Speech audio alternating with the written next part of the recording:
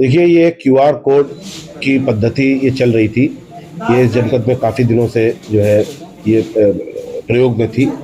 उसके द्वारा 41 लाख रुपए कीमत के लगभग 180 मोबाइल फ़ोन्स जो है पुलिस ने बरामद किए हैं।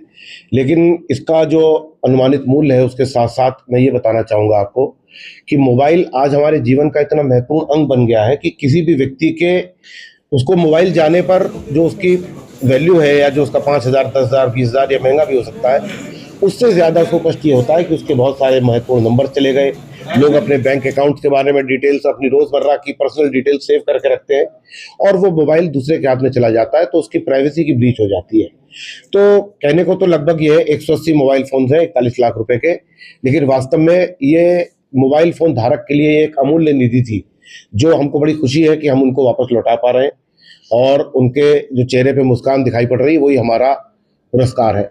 हमारे सर्विलांस सेल इस कार्रवाई में लगातार लगा हुआ है और मुझे विश्वास है कि आगे भी इस प्रकार से इसकी जागरूकता फैलेगी लोगों में और अपने क्यूआर कोड को स्कैन करके वो हमको अपनी सूचना प्रेषित करेंगे और हम अधिक संख्या में उनकी मदद करने में हम जो है सक्षम होंगे, ऐसा मेरा विश्वास है। ये 180 मोबाइल जो है सर, वो जो 1 महीने 2 महीने समय कितना हो गया है?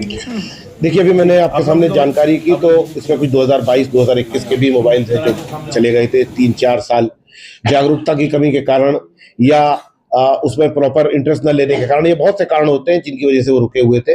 वो 2022 के भी मोबाइल थे, कुछ 2025 के मोबाइल थे। अच्छी बात यह है कि 3-4 साल भी जिनको गुम हुए हो गया था, लेकिन उन्होंने स्कैन करके पिछले 1 महीने, 2 महीने, 3 महीने में स्कैन किया और उसके परिणाम सामने आ गया है।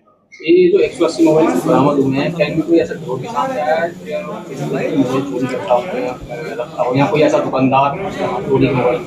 ये जो आपने पूछा, ये उस तरह के मोबाइल्स देखिए उसको वापस करने का एक अलग प्रावधान है, क्योंकि वो तो माल मुकदमाती हो जाता है और उसमें फिर माननीय न्यायालय से अनुमति लेकर ही दिया जा सकता है।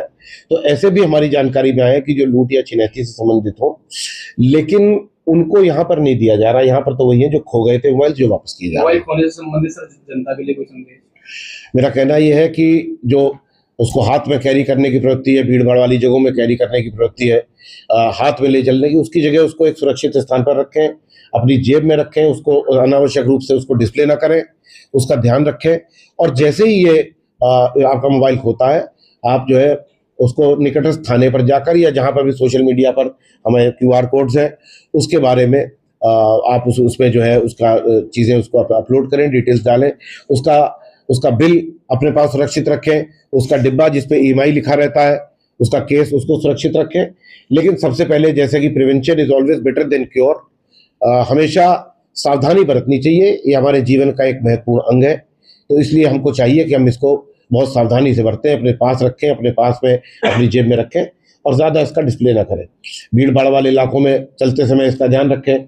कई बार आदत नहीं होती है, छोड़ देते हैं उसको, कहीं पे एक जगह उठ के चले गए, ध्यान नहीं रहा। तो इन चीज़ों का थोड़ा सा ध्यान रखेंगे तो ये आदतें जो है काफ़ी आपको मदद करेंगी।